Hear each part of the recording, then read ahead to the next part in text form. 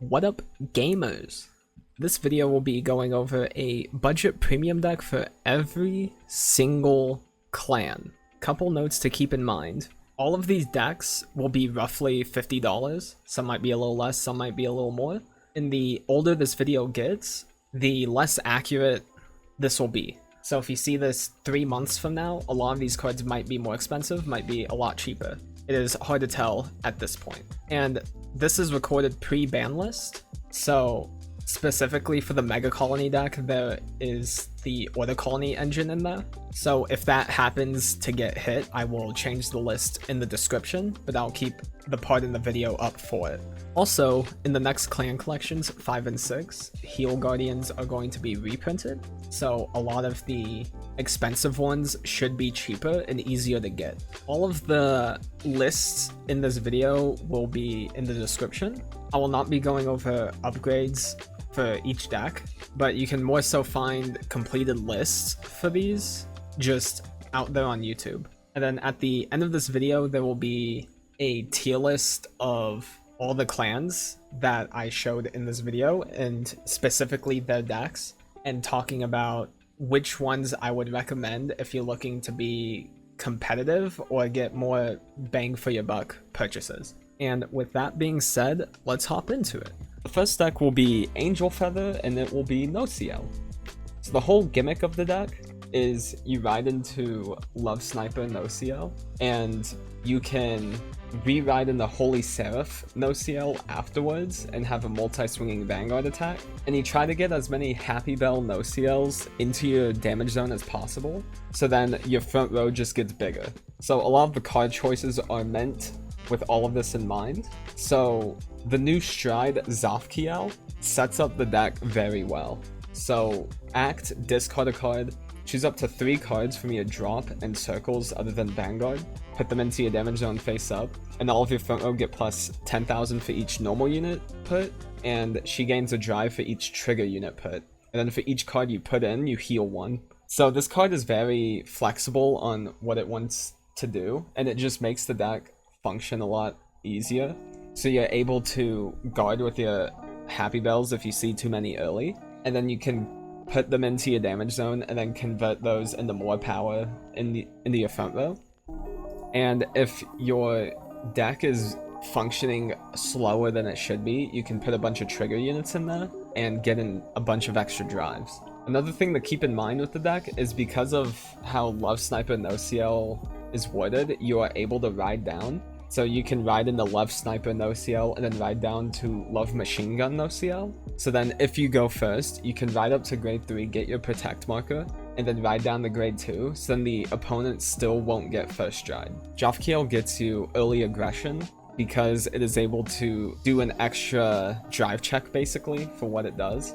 So then you have Twin Drive on your grade 2 turn, and you're able to sack the opponent a little bit harder early on. Your main endgame is Boss Assail, and making your units have insane guard restrict. Because of how Angel Feather works, Counterblast isn't really a cost. So the Counterblast 4 on Boss Assail is usually very easy to get to, and you're able to create up to a 5-card guard restrict on all of your attacks. And then the rest of the deck is just consistency boosters. Sariel puts any normal unit from your deck into your damage zone. Jophiel gives you an extra damage early on to work with, to counterblast with, or swap around with. Scaling Angel helps you put Happy Bells from your drop into your damage zone, or other cards you may need.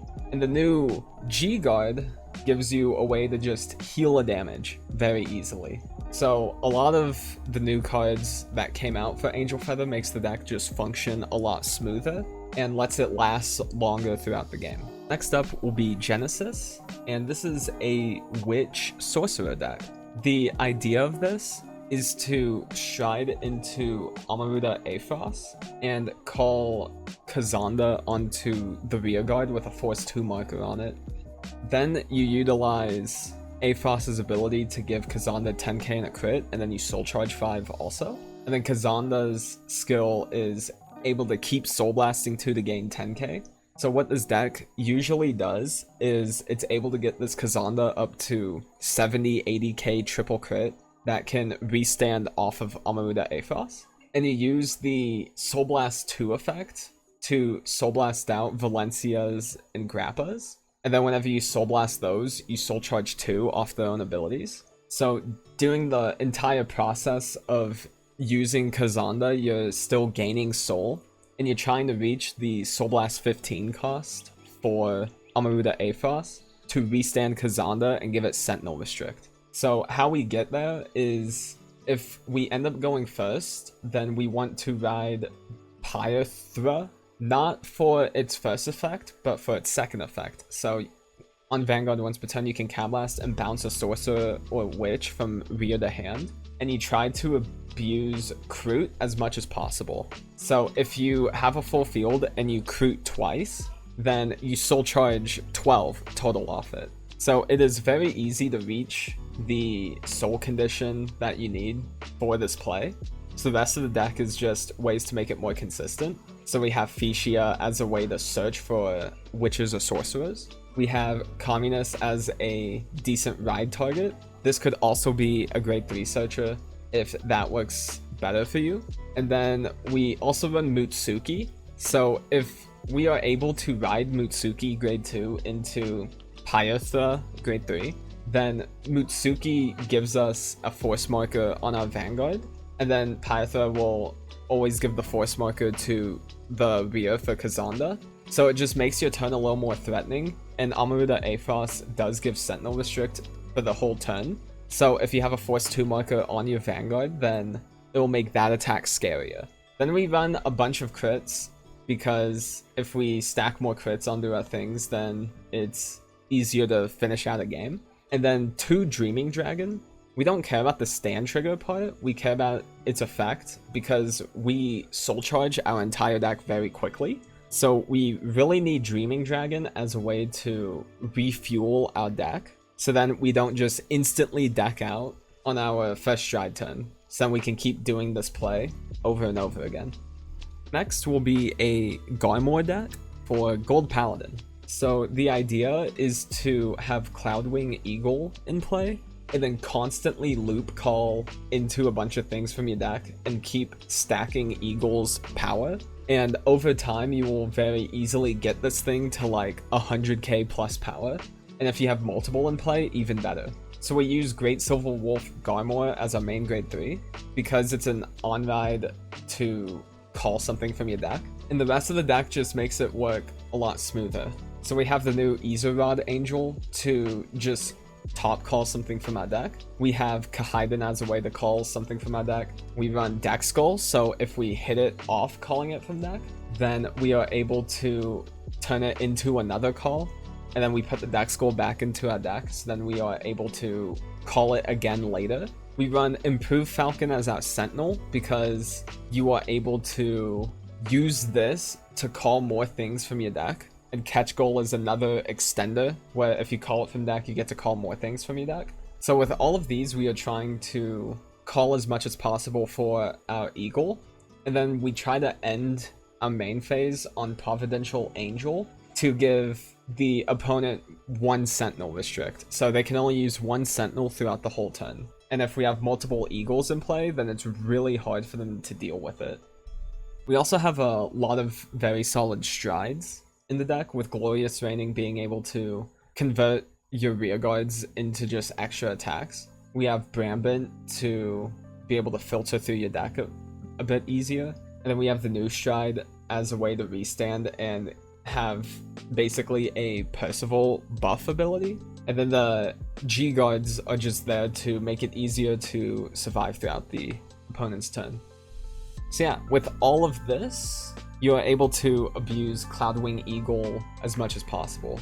Next is Oracle Think Tank and Witches. So the idea is to have Yo-Yo on the rear guard, and then on your stride turn, you have 2 Vanguard attacks. So something to keep in mind is there is an errata on Yo-Yo, because it's a misprint. Your opponent has to be at grade 3 or greater in order to use the skill. So if you go first, you cannot do the Superior Ride skill while the opponent's on grade 2. So yeah, the idea is to either stride into Momo or Dragon King. Momo gives you a lot of aggression on your first stride where you can push super hard, while Dragon King is really good at farming your hand and being able to hard plus, so then you have a huge hand going into your next turn.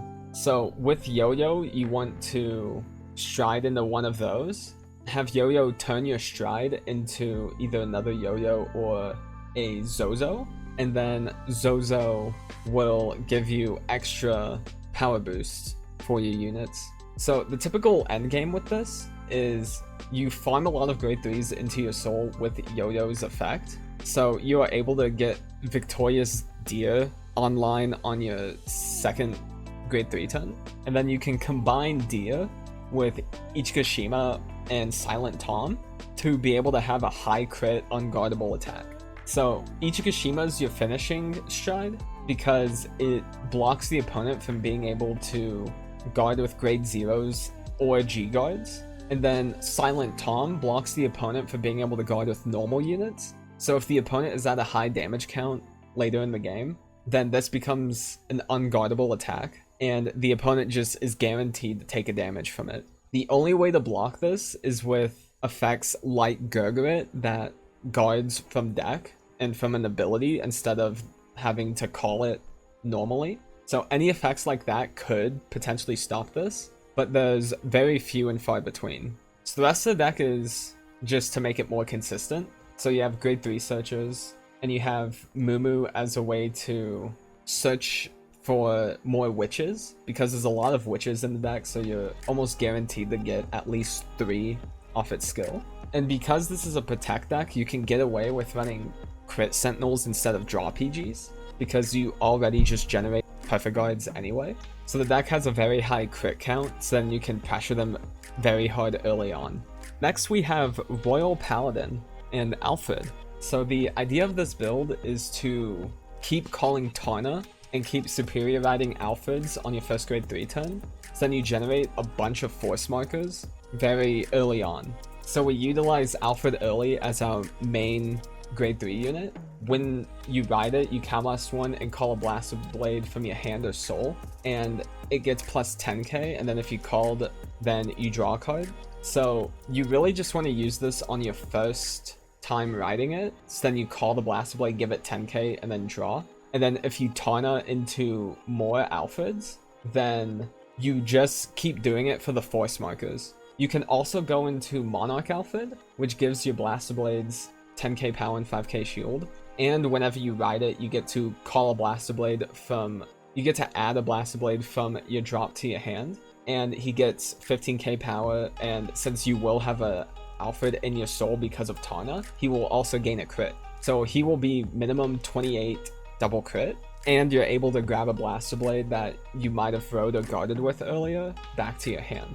So Blaster Blade is our main unit we play around in here. So we run the really old rush engine the deck has with Blastofen, Barkle, Floral Paladin, Flogel, and Lou. So you're able to keep restanding this Blaster Blade, or you can dig it out with Lou and create a nice aggressive turn very early on where you can attack with this Blaster Blade probably like 2 times early on with Lou turning into a Blaster Blade, so you get 3 rearguard attacks just for Lou's existence. And then since you generate so many force markers, you put almost all of them on one rearguard spot and put your Blaster Blade there and restand it as much as possible with your Flogels. So the strategy we use with this, we have Gancelot Peace Saver as flip fodder, so then you can give your Blaster Blades resist, so then they cannot easily stop the restanding play. They have to try to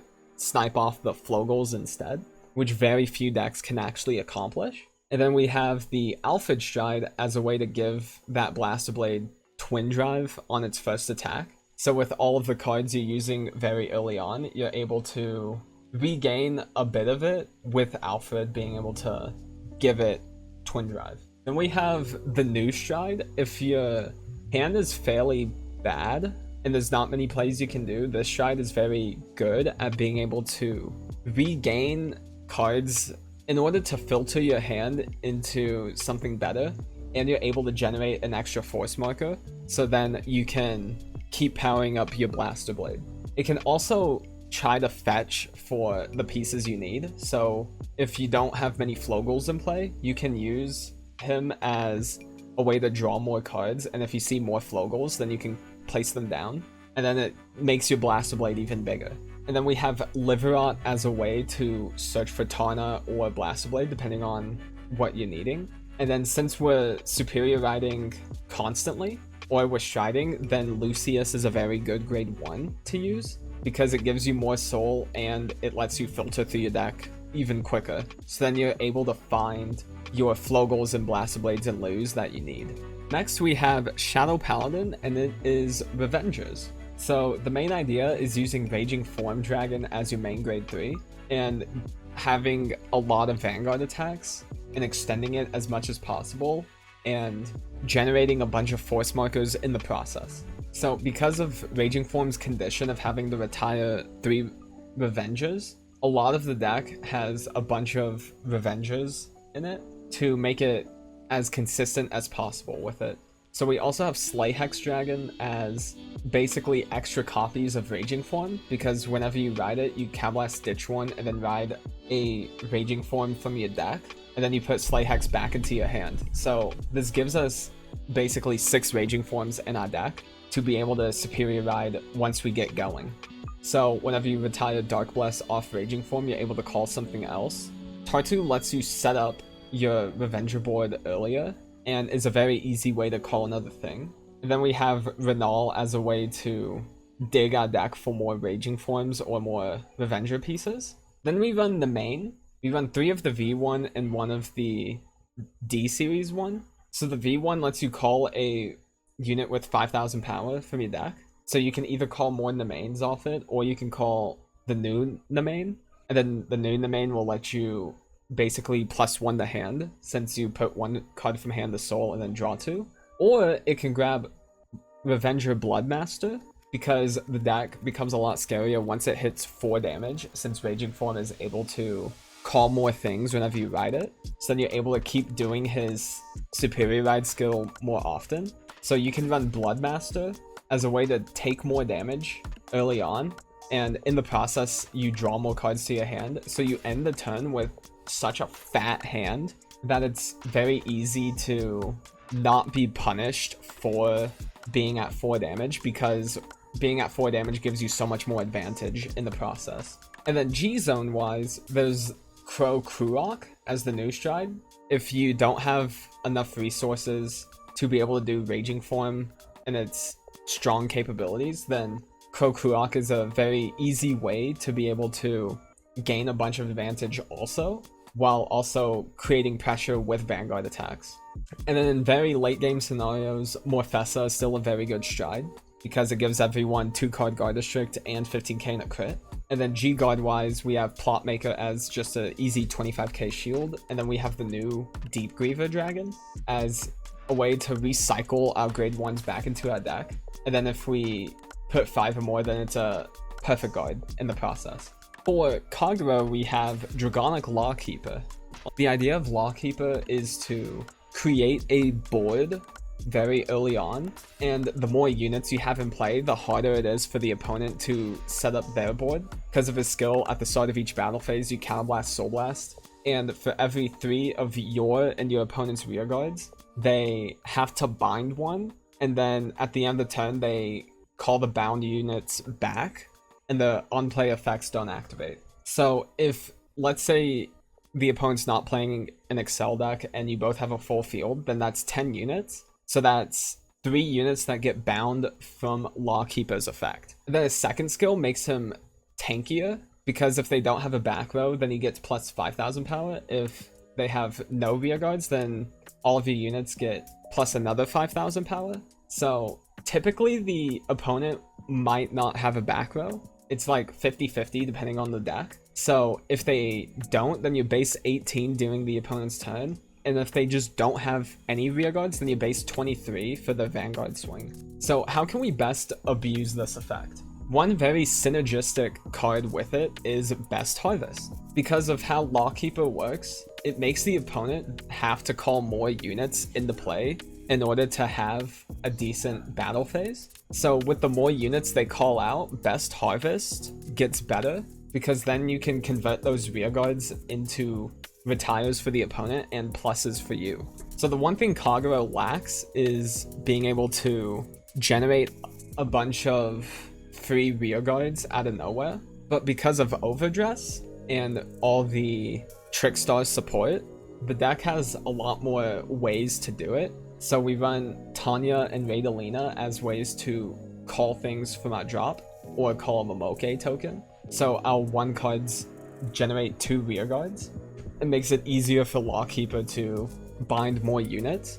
Because this deck is very resource intensive between Counterblast and Soul Blast, we need a bunch of ways to be able to refund those costs. So Blazing Flare gives you more soul and Ammo gives you countercharge. And because Lawkeeper is a very floodgatey type of deck, it is very nice to be able to throw in the Cray Elemental floodgates like Honolly and Mistoff to be able to make the opponent have to work even harder through all of these restrictions, because now they have to play through Lawkeeper's bind skill.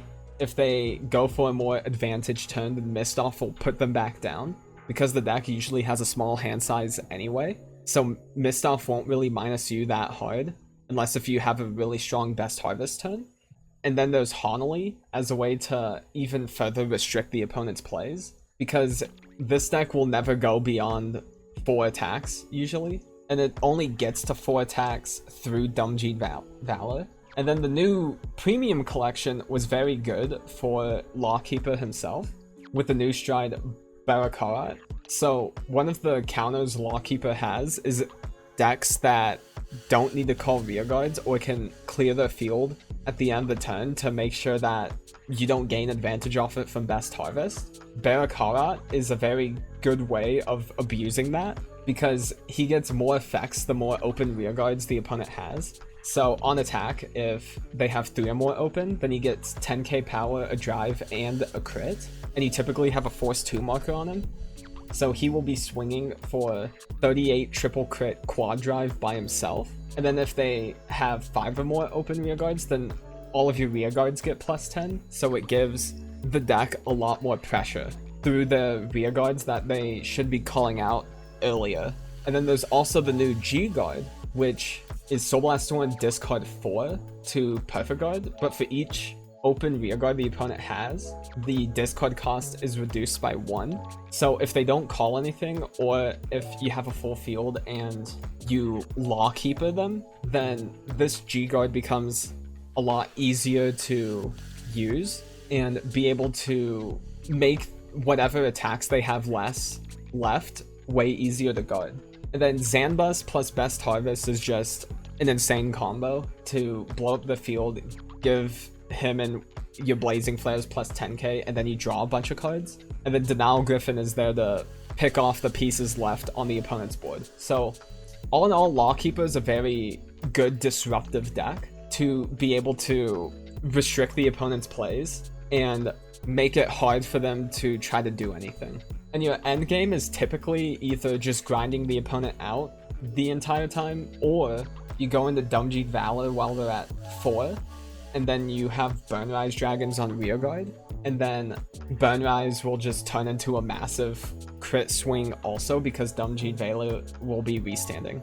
For Murakumo, it will be Shirayuki. So the new premium collection was very good for Shirayuki, and the deck itself is still very cheap. So the idea of it is to use both of your Shirayukis to minus the opponent's power a bunch during your turn, and very aggressively try to take them out as fast as possible. And then you have a few cool defensive plays with the Shirayukis also, since one of them gives minus 10k to 3 units, and the other one gives minus 30k to one of their units. And the entire deck just is super smooth with what it does. So with the new stride, you are able to generate a bunch of attacks because it gives your units in the back row the ability to attack, while also being able to search for the cards you specifically need. So you have cards like Wanai Nyoto and Fright Sickle as ways to generate a bunch of advantage during those turns, since they will turn themselves into draw. And then the more the opponent guards, then you can use 6 Flowers of Phantasm Shirayuki. For each one you have, you can minus the opponent 10k power. So you can very easily get them to minus 30, minus 40k power during a turn. And something to keep in mind is that in Vanguard, power can go negative. So if they're a base 13k unit and you minus 20k them, they will be negative 7,000. So you can get them to like negative 30,000, negative 40,000. And it converts all of these attacks that don't gain power into like very hard to guard attacks. And the way you typically end the game is you want to have 2 Shibaraku Victors face up, and they're at 5 damage, and you just have a bunch of soul naturally through playing the game. And then if they guard your Shibaraku Victor, then you just use one from your G-Zone and call it over that one, and then the one you called over goes back to G-Zone, and then you can attack again.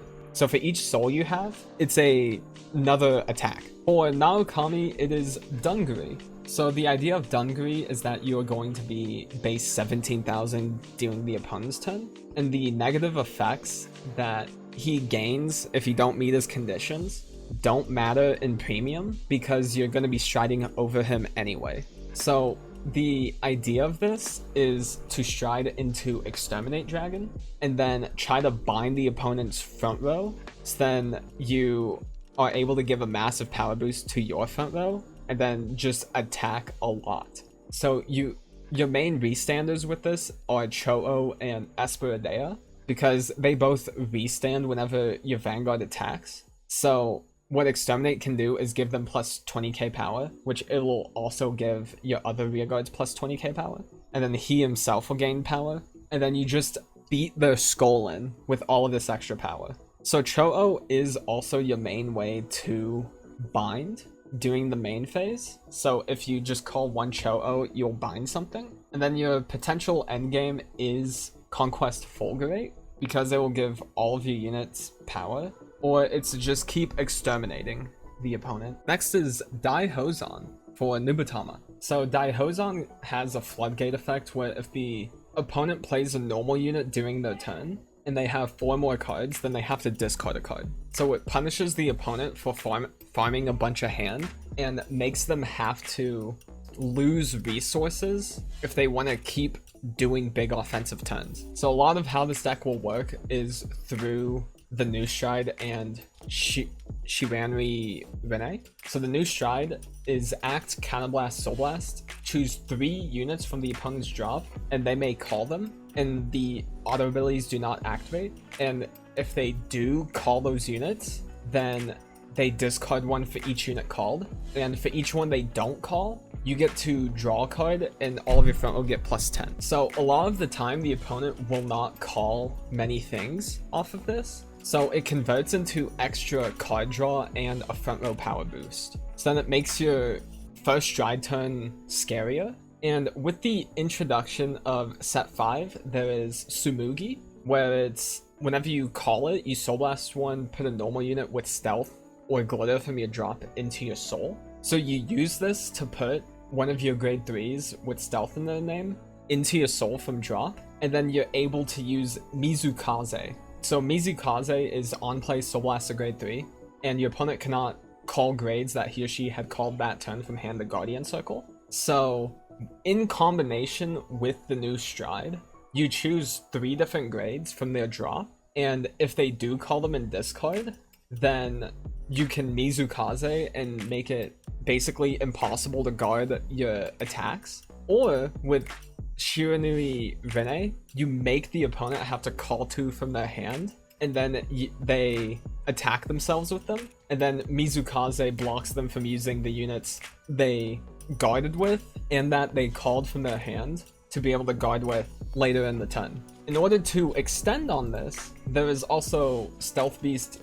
Guillemado. So whenever you call it, you counterblast one, and then your opponent calls something from their hand and auto abilities do not activate. So it's just another way to force them to call. So Daihozan will make them discard one if it's a normal unit. Mizukaze also blocks them from guarding with that grade later on in the turn. And then it also minuses their hand even more. And then another stealth unit is Stealth Beast Kogushigarasu. This one's kind of weird. It's Act Soul Blast 3, discard 2 Sentinels, and he gets 15k, and if the opponent's Vanguard is grade 3 or greater, then they bounce all of their Rios to their hand. And then if they bounced 1 or more, then they discard 5. So if you are able to Sentinels into your hand through Protect markers and just the normal Sentinels in your deck, then this will make the opponent have to minus their hand even more. And then combined with Daihozan, they already are at a lower hand count, or they didn't call much of anything because of the discard effect of Daihozan. So Kogushigarasu punishes them by not having many units in play and makes them discard a bunch of cards anyway. So then in combination with the New Stride, you basically force the opponent to not call anything since they will already have such a low hand size. So then you get plus 30k and 3 draws to your front row, potentially. So a lot of this deck is able to disrupt the opponent's hand and make them have to make really bad decisions in order to try to play the game normally. For Tachikaze, it is a typical good stuff Engorge deck. So the main grade 3 is Giganoblazer. You mainly use him because he gives you a bunch of cards early on. So act Camless 1, Subless 1, draw 2, and then you call 2, and then you can gauge those units from the top of your deck. So this allows you to dig for your pieces easier and set up your board quicker. So then if you do get that first grade 3 turn, then you're able to capitalize on it by drawing through your deck a little bit quicker. And then your main stride is Gluttony Nebulos. So if you don't know what Engorge is, it is when the unit attacks, you can retire 1 or more of your rear guards, and then he becomes engorged. And then after that, usually the unit that gets engorged has an effect that activates whenever they do get engorged. So Nebulos is whenever it becomes engorged, you retire 2 of your opponent's rear guards, and then you flip up a G unit and put a total of 5 rear guards or equip gauge to the drop zone, and you stand him. He doesn't lose any drives, and he doesn't discard any cards from your hand. He just restands by sacking your board, basically. And because of how Tachikaze works, you get a lot of effects through killing your own units. A lot of examples in this deck are Regiodon and Blue Sprint as ways to turn these units that get sacked into extra rear guards, which turns into more attacks. And then you have Raven Patera as a way to countercharge and recall him out. You have Cole Magnum as a way to put stand triggers back into your deck, and you give a little bit of extra power and you draw more cards into your hand. So it converts the Cole Magnums into different cards into your hand. And through all of this, you gain a shitload of advantage, since you gain 6 drive checks off Nebulos himself, and then all of your on-retire effects do proc off of it. And the deck has a very good grade 2 game also, with Megarex being able to sack things to draw more cards, and Delifapyro being able to cheat out Savage Mercenary into play and give it a gauge, so then you're able to swing with this 27k base unit. For Dark Irregulars, it is Reiji. So Reiji has the skills, if your soul has 10 or less cards, Soul Blast 1, bind one of your soul face down, and then gain all the following effects, depending on how many face down cards are in your bind zone.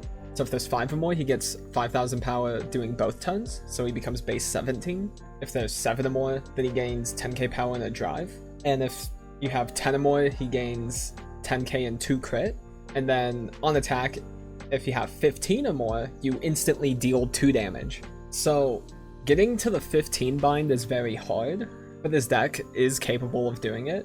Most of the time you will at least hit 10 bind though, and just be a base 37 triple crit, triple drive attacker. So we utilize this by using Dimension Creeper. So if it's in your soul, you put it to drop zone and soul charge 2. And then we have Flaming Pony and Werewolf Kreitzer, where you can bind them from soul to soul charge 2 also. So we run basically 12 different Dimension Creepers in our deck. So whenever we soul charge one of them, we can keep looping the soul charges constantly. And then just extra units we have, we can use Reiji skill to bind them. And then Blade Wings themselves have a Dimension Creeper as a grade 2, with Blade Wings Psychs, where if it's in your soul, you put it to drop, and your Vanguard's a Blade Wing, soul charge 2. It also has, whenever you play it on Rearguard and your Vanguard's a Blade Wing, then soul charge 1. So we can utilize both of those skills with Bastille Squeezer, where if it's in your drop zone, you can bind it, and then put one of your Rearguards into soul. So you can use this to put your Dimension Creepers, your Ponies, your Craters, or your Psychs into soul. So then you can then get rid of them to soul charge 2 more. And then we use Amazing Frost as a way to put a card from our hand into soul also. So a lot of this deck is to try to fuel your soul as quickly as possible. And if you get to the point where you are low on cards in deck, then Blade Wings have access to Tybalt, where whenever you stride it and your heart's a Blade Wing, then you put your drop zone back into deck. And then if you will never have more than 15 cards in your soul, so you will always get soul charge 5 off of this. Next we have Gear Chronicle. Our main grade 3 ride is Steam Maiden and Gilsa. So if you go first, then you can use this skill to discard one and ride a grade 4 from your deck. And then at the end of that turn, you retire the grade 4, and then you ride a grade 2 from your soul or drop zone. So you basically only use this because it rides down. So then if you go first, you go up to 3, get a force marker, and then pressure really hard with one of your grade 4s. And then you go back down to grade 2, and then you use whatever grade 2 on play effects you have, and then you ride back up to 3 on your next turn and get first stride also. So our grade 4 options are Chronos Command Dragon. So on ride, you Camblast 1, Soul Blast 1, Ditch 1, bot deck all of your Rearguards, and then check top 5 and call any number of them, and then shuffle the rest back in. It also has on hit, your opponent puts all of the Rearguards on the bottom of the deck. So this gives the deck a way to generate just free advantage by calling a board out of nowhere. And it also can potentially punish the opponent for playing aggressively early on by just bot decking their entire field also. The other grade 4 is Time Leaper Dragon. So on attack, you bot deck one of your Rears, and then you call something that's a grade higher than the unit you bot decked, and that unit gets plus 10k till end of turn. So it gives the deck 4 attacks on its grade 4 turn, and is able to pressure harder. And then with Engilsa, after you do your grade 4 play, you ride back down to grade 2. And the main grade 2 ride target is Lost Break Dragon, because whenever you play it, you bind a card from hand and draw a card. And then this all fuels the new stride, Schlichma. So on attack, you bind a front row Rearguard, and then G-flip, and then you choose up to 2 cards from your bind zone and call them, and all of your front row units get plus 10k. So this gives you access to different units in your bind zone for Lost Break Dragon to be able to grab. And Schlichma is able to utilize these to be able to get a strong turn. And then her second effect is, while in G zone, at the end of the battle, your grade 3 Rearguard attacked, you can Soul Blast 1, bind it, and then call the Schlichma from your G zone. So it just gives the deck a ton of different multi-attack options, and can also set up different plays. So we utilize the Time Leap engine from the Revival Collection with History Maker, TikTok Worker, and Watar. So History Maker on attack, you Camblast and Time Leap a Rear, and Time Leaping is binding one of your Rearguards, and then calling from your deck a Rearguard that's 1 grade higher. And then at the end of the turn, you put the unit that you called to the bottom, and then call the unit you bound back onto the field.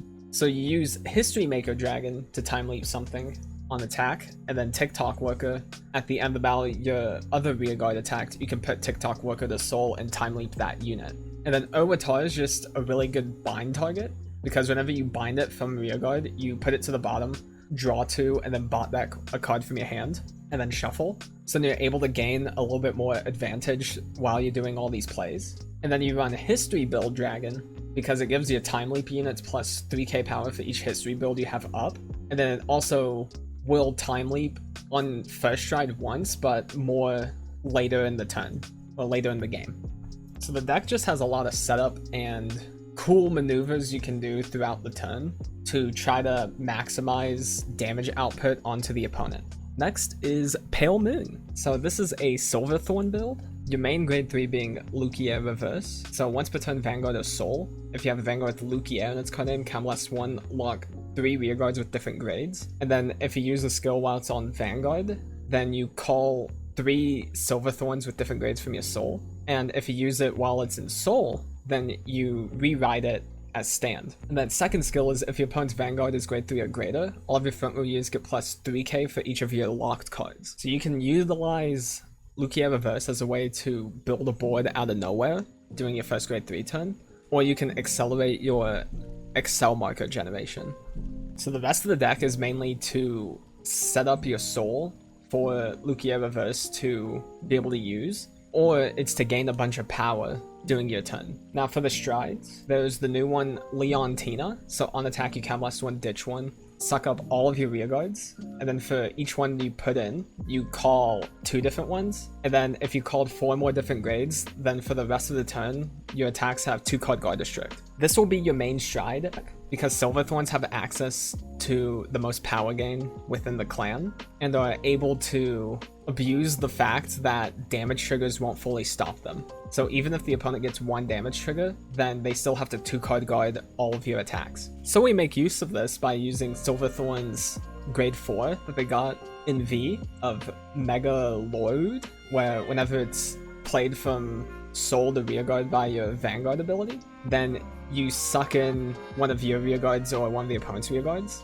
and then he gets plus 15k until end of turn. But you mainly use him because he's a grade 4 with the Silverthorn name. So then with Leontina, it's easier to reach the 4 different grade condition. And then we use Rising Dragon as a 19k beater, and we also use Upright Lion as another big beater. So if, let's say, you call 4 things off Leontina and one of them is Upright Lion, then Upright Lion will activate 3 different times since it saw 3 things get called from Soul. So he will get plus 9 and go up to 18. And it just goes up even more the more things you called. And then you have Rami and Linnea as ways to just fuel your Soul as fast as possible, and Marichika as a way to create more Soul and potential draw advantage whenever you ride it, and the ability to pull a Doyan out of your Soul and call it also. And then Doyan is also a very good grade 3, which you can only run 1 of it because it's on the restriction list, but it basically lets you turn all the free cards you got into extra cards into your hand. Next up is Spike Brothers, and it is just a good stuff galley build. Your grade 3 ride is bad in Draga, but it could really be just any grade 3 that gives a force marker, because with Galley you want to abuse that force marker as much as possible. So with Galley, whenever your rearguard attacks, it gets plus 10,000 power until end of battle, and then it goes to the bottom of the deck at the end of the battle. And then on attack you Soul Blast 1, call 2 grade 2 or less cards to open rearguards, and then all of your rearguards get boosts until end of turn. So the best way to abuse this is with Mecha Instructor. So whenever Mecha Instructor is put into your deck, you put a card from your hand in the Soul, and then you bind one of your rearguards and then call it. So then you can move your back row rearguards to the front row and do on-play effects again, and get double value out of it. And because Galley is your stride, you will always be sending Mecha Instructor to the bottom, because Galley naturally does that, while Mecha Instructor swings for 14 by himself. So you can do the on-play effects of Gyro Slinger or Ambush Dexter to be able to gain more units into play and attack more times during the turn. And then you just have really big beaters like Agile Fullback and Bracky, just to be really big attackers by themselves. For Dimension Police, we are doing Zeal. So Zeal is when placed from hand, look at the top card of your deck and call it. And then if you wrote it, you choose one of your opponent's Vanguards and it gets minus 5k power until end of turn for each marker on your opponent's circles. So this basically punishes the opponent for generating a bunch of markers early on by minusing the power super hard, and the deck itself is able to generate a lot of their own force markers through Devane. So Devane is you put one of your other rearguards in the Soul, and whenever you play Devane you do that cost, and then you ride a Zeal from your deck that's the same grade as your Vanguard, and then you call a card with the same grade as your Vanguard from your Soul, and the opponent's Vanguard gets minus 3k power until end of turn. If you are already on Zeal and then you call the Vane to ride over the Zeal, then you just get to generate extra force markers, really. The deck also has the option of Brad Black, because Brad Black can Counterblast to give your front row +10, and then you Devane into a Zeal and get another Force marker, which the new Zeal you just rode on doesn't have the plus power from Brad Black, but the 2 front row units will still keep that +10k. Then you're able to generate another Force 2 marker onto them and make them bigger.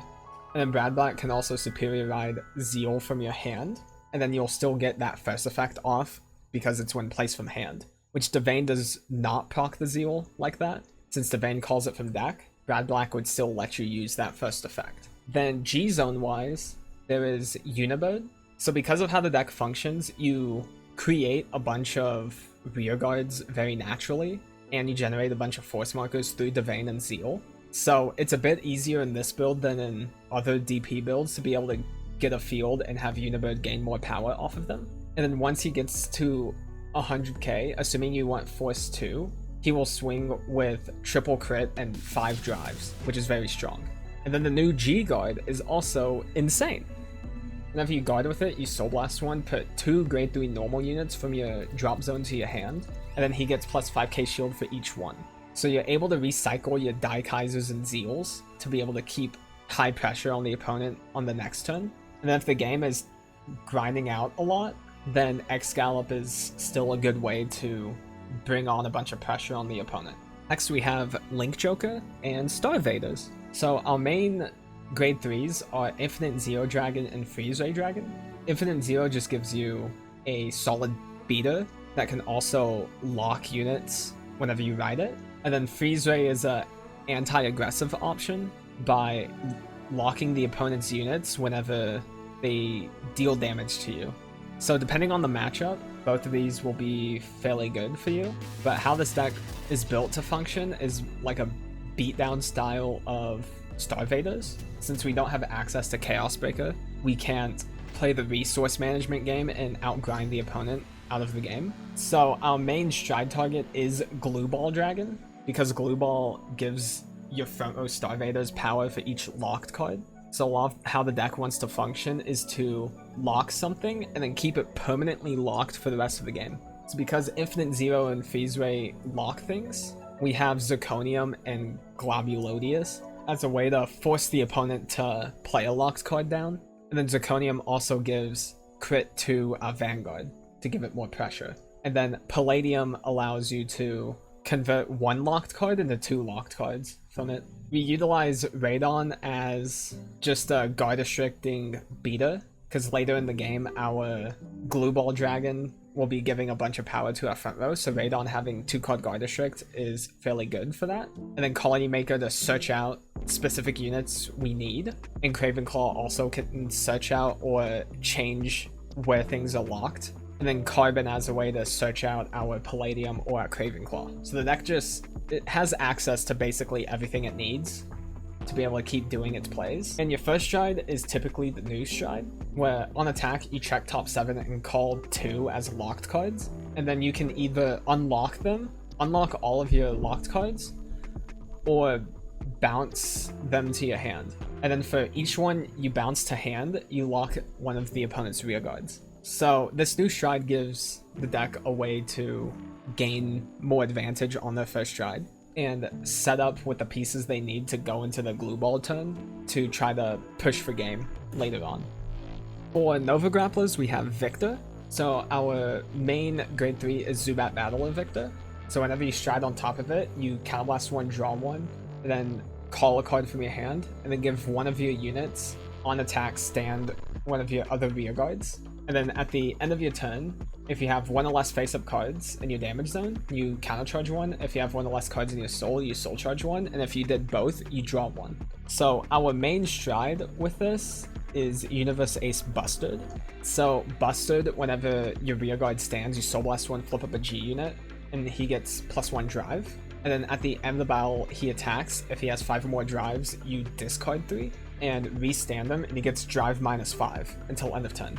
So the whole point of the deck is to try to abuse Bustard as much as possible and flip up a bunch of G units to go into powerful strides later in the game. So we use this by having access to a bunch of things that restand. So we have Cool Hank, Walsachi, Ninjad, Genbaru Gun, and Jailhawk all as things that can restand something, and the Energy Go through its own effect and it being a stand trigger. And then we usually have a target to stand, which in this case would be Sledge as a main target, because later in the game, the more you restand him, the more threatening he becomes, because after the third restand, he will be base 29 with Sentinel Restrict, and it just becomes really hard to guard. And then after your Buster turn, you go into Favorite Champ Victor as your main finisher. Because the skill is not once per turn, you can keep restanding your board basically for as many cards as you have in your hand, which Busted farms you a bunch of cards in the process. So the deck just has a very simple game plan going for it, and it gives you a lot about sequencing, and it's very easy to upgrade after this. For Great Nature, we're playing Big Belly, and we are trying to abuse the new Stride with it. So you can flip up a G unit, and then all of your front row rear guards get plus 10k until end of turn, and then at the end of the turn, they all get retired. And then on attack, you can blast one, choose one of your rear guards with 30,000 or more power, and stand it, and it gets 3-card guard restrict until end of turn. So our main target for this is the Talented Rhinos. So we always go Excel 1 in this deck, and then we call Talented Rhinos on the Excel 1 circle, and then we use the Stride to give the front row plus 10k. So then Talented Rhinos already gets to base 31k, and then with his successful effect, he goes up to 35 and has grade 0 guard restrict. If you go Excel 2, then it will still function for getting to the 30k because it will still get to 30k with that. And then the whole point of it is to restand this guy as much as possible. So we utilize Amazing Professor Big Belly and Crayon Tiger as restanders that can restand the Talented Rhinos. So then this Rhinos, if you restand it off the new Stride, then it gives it 3-card guard restrict, and it will attack 4 times, 3 of them with the restrict, which is a very strong aggressive turn to potentially end the game on. And then since your Stride will usually be your first restanding effect you do on the Rhinos, then any triggers you get, you just stack onto it, which is why in this build we run 11 crit, so then we can put as many crits as possible on the Rhinos, and it just is very hard to guard it. And then with Famous Professor Big Belly, when your rear guards are tired during the battle or end phase, then you may draw a card. At the end of your turn, you sack off your front row and then draw a card for each one. And then Crayon Tiger will also draw you more cards the more you used it. So all of this makes the Rhino very strong and oppressive very early on. And the rest of our deck is just to help manage our resources easier. So our Sentinel is Deli Belly, since it converts our soul into countercharge and draw power, which the deck doesn't really use that much soul in this particular build, but we do eat up a lot of counterblast, so having Deli Belly be able to refund that counterblast easier helps. And then Prize Trident gives us soul and countercharge anyway. And then Spool Mary and Compass Line are our main ride targets. If we're against something very aggressive, then Compass Lion is able to keep us at a base 13k power. So then it's easier to guard a bunch of the weaker attacks, and if you hit damage triggers, then it might put some of these stronger attacks out of range to be able to hit you again. And then Spool Mary is also a good ride because it's just a free call, and then it makes your Big Belly base 22. For Megacolony, we are doing Order Colony. So if you still don't know how this deck works, you basically have Ruination as your main grade 3, and whenever you ride it, you play an order from your drop for free. So you try to use Book of Strong Arming to draw 3 cards and get a front trigger, basically. And Shadow Cloak is your way to send that book into your drop zone. Now, if you're watching this video and this got hit in the ban list, then in the description there will be a new version of Megacolony that will also be budget. But for this video, I'll be talking about this deck specifically. So within our budget constraints, we are able to buy 1 Ghidorah, which usually should be fine as our main Stride target. So we Stride to the Ghidorah, flip up the new Stride, and then we get 5 attacks through Intrude Scissors and Hell Demise. And then for the rest of the game, we mainly try to play an Obturandus game, where we basically just prevent the opponent from calling anything. So this deck got better with the new premium collection with Malignantis. So Malignantis, you can, if it's face up in your G zone, you can Counterblast 1, put one of your rear guards to soul, and then your opponent retires one of the standing rearguards. And then if you retired something, you draw one and countercharge one. And if you didn't retire anything, your opponent's Vanguard gets minus 10k power until end of turn. So we basically try to abuse this all the way to the point where the opponent doesn't have any standing rearguards, and then they just lose a bunch of power during their turn. And then you try to force damage onto them through Ghidorah's multi-attack or Intrude Scissors multi-attack. And then in the process, we're able to keep our hand very healthy through Persona Ride and Book. The main issue with the deck currently is there is a lack of countercharge. And since High Class Moth is a $6-7 card right now, it is getting reprinted in the next clan collection, so if you can wait till then, it will be a lot cheaper. But right now we have access to the countercharge PGs, so whenever you guard with it, if you have another copy of it in your drop zone, then you get to countercharge one. And we run Makeup Widow with the skill of putting it into Soul at the end of each turn, and then you countercharge one and paralyze one of the opponent's grade 1 or less units. And then the rest of the deck is basically just normal Order Colony, with Giraffe for your grade 2 game, Brilliant Blister as a way to stop attacks, Area Sifter as a way to get Protect markers later in the game. And it's just a very nice, core, consistent deck to work off of. Neo Nectar, we have Enos. So if you want to see the completed version, I did a video a couple weeks ago on what I was working with, and that's like a solid direction to go with the deck after this. But basically the concept is you have Enos as your main grade 3, and it has the ability when your other rearguard is placed by a card ability, she gets plus 5k power until end of turn.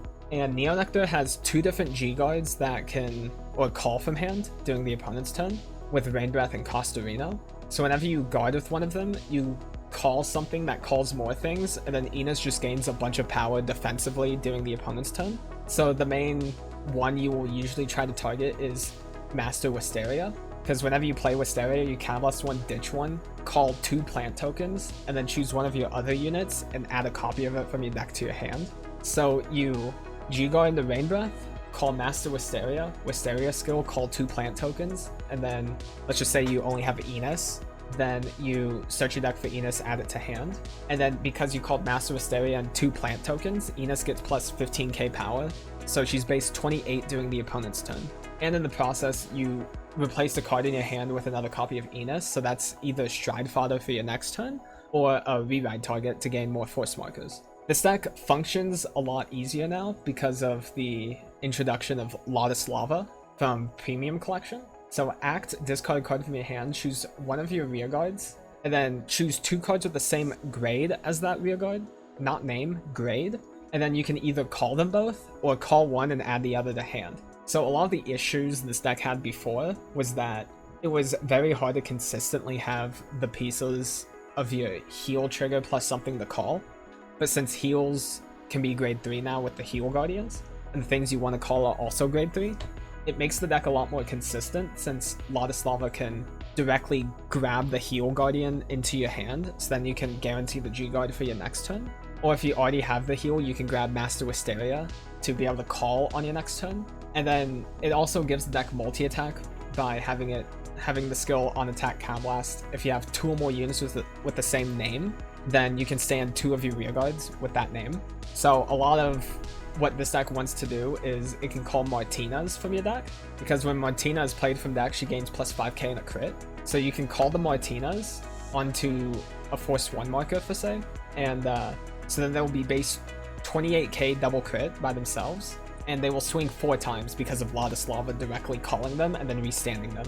So the rest of the deck is to make this idea work better. So we run Ruth because the deck has a little bit of counterblast issues sometimes, and it's a Musketeer name that countercharges. So then we can fully utilize Augusto. So when Augusto is called or guarded with, you retire 1 or more of your back row, and then he gets 5k power and shield until end of turn for each unit retired.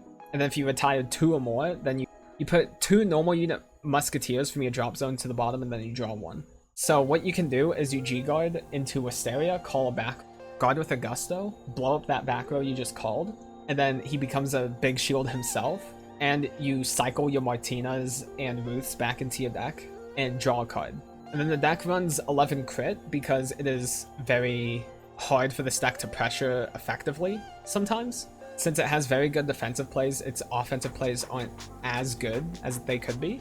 So having the crits be able to just put a bunch of damage on the opponent is very big. And then against a lot of the deck's big finishing plays, you're not too worried about it, even if they're at a high damage count, because of Enos being able to be at a high base power naturally.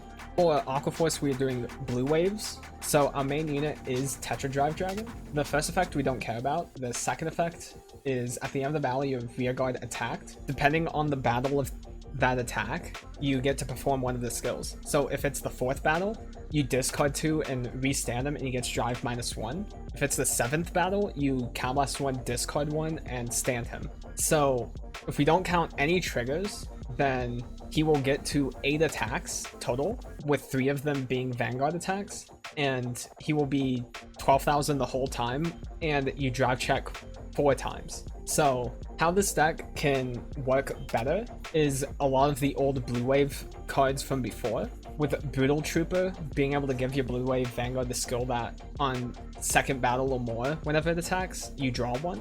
And this can stack, so if you have like 3 Brutal Troopers in hand, you can stack 3 Brutal Troopers onto Tetra, and then every time he attacks, you draw 3 cards, something like that. There's also Dagger Master Draco Kid, where you give your Blue Wave Vanguard the skill on second attack or more, you draw a card, and also on 5th attack or more, he gets a crit till end of battle. So having a combination of both of these gives you a lot of extra draw power and potentially extra pressure with Draco Kid. And then one of the orders from Overdress is Ye Wandering Souls, which is really strong with Tetra. So you play it and then discard an order, and then your Vanguard gains a drive until end of turn. So Tetra abuses this very well because he attacks 3 times, so he gets this extra drive 3 times. So you basically convert 2 cards in your hand into 3 drive checks. So it goes from your 2 drive, 1 drive, 1 drive to 3 drive, 2 drive, 2 drive. And then the rest of the deck is built to try to generate as much attacks as possible. So Arsenal Fleet Dragon gives you 2 attacks by itself, while also bouncing itself back to hand whenever your Vanguard restands.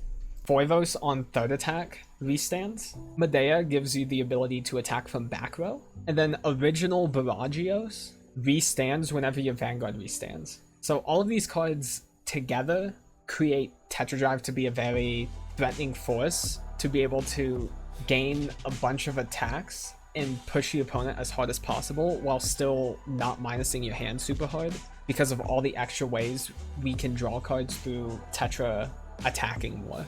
Bermuda Triangle, we are doing Great Ascent Liddy. So Liddy has Harmony, and GB2, all of your units in Harmony get plus 2000 power, which is doing both players' turns also. And then whenever Liddy is attacked, you counterblast 1, soul blast 1, and then you choose one of your circles. If there's a unit on that circle, you bounce it to hand.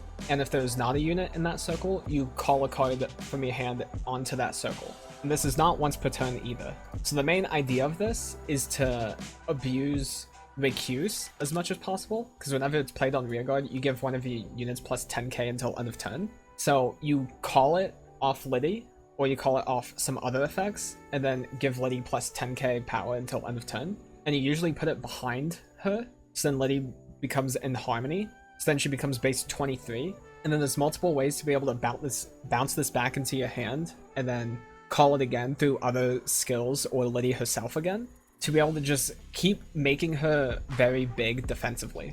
So some of the cards that give access to that are Pumo. So GB1, whenever you guard with it, you call a card from your hand to an open rearguard, and then Pumo gets 5k shield until end of battle, so she becomes a 10k shield.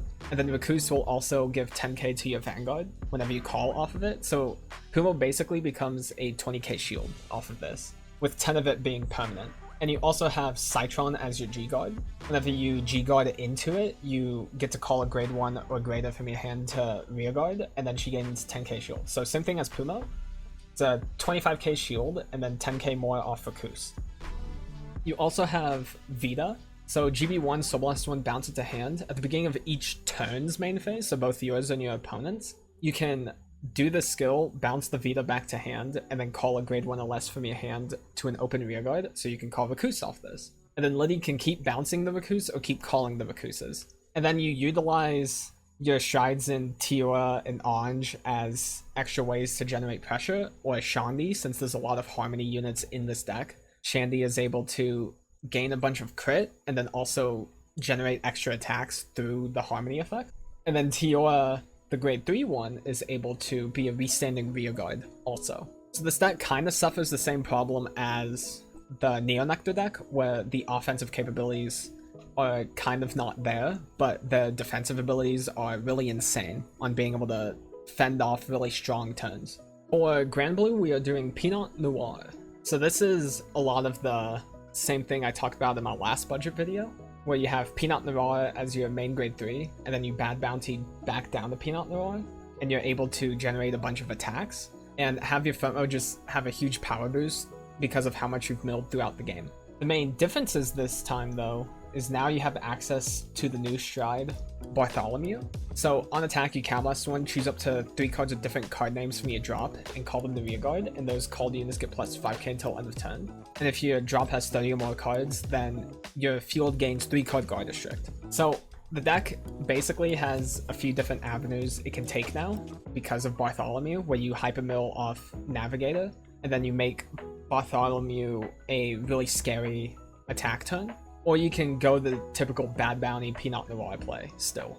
And then you have cards like Ghost Ship and Skull Dragon as just big beaters. You have Beatrice being able to convert your Negro Lily into any card. So you can Cannoneer and Denial Griffin something. You can Columbard and Greed Shade to thin your deck and find cards you need. Deck just has a lot of options and a lot of different avenues you can take it from here. Now, for my personal recommendations, if you're looking to be competitive on a budget, here's my tier list on different decks you can build. So for best decks to build, it is the most bang for your buck, where deck is basically complete or needs very little to complete it afterwards, and they are competitively viable to be able to actually do well.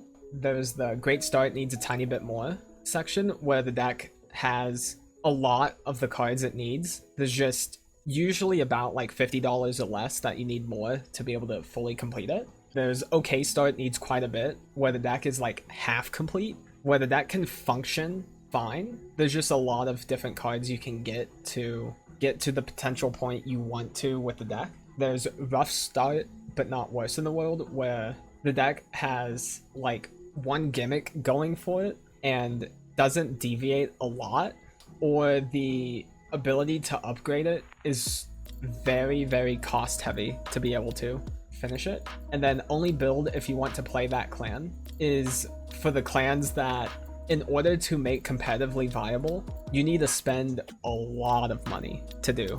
But if you just really like the clan, then there's still these budget decks that can play. I just wouldn't expect them to do amazingly well compared to the rest of the decks on this list. I wouldn't let this list dissuade you from building a clan, but this is more like a guide to make sure you know what you guys are getting into, and to put realistic expectations on if the deck is good or not. And that is it. If you guys liked this content, be sure to like, comment, subscribe. This video took a lot to make, and I'm fairly happy with how it ended up. And I plan on doing one of these every few months for premium. Unsure if I will for the other formats just yet, because premium is the most expensive format and my main format, but we shall see in the future. Anyways, goodbye.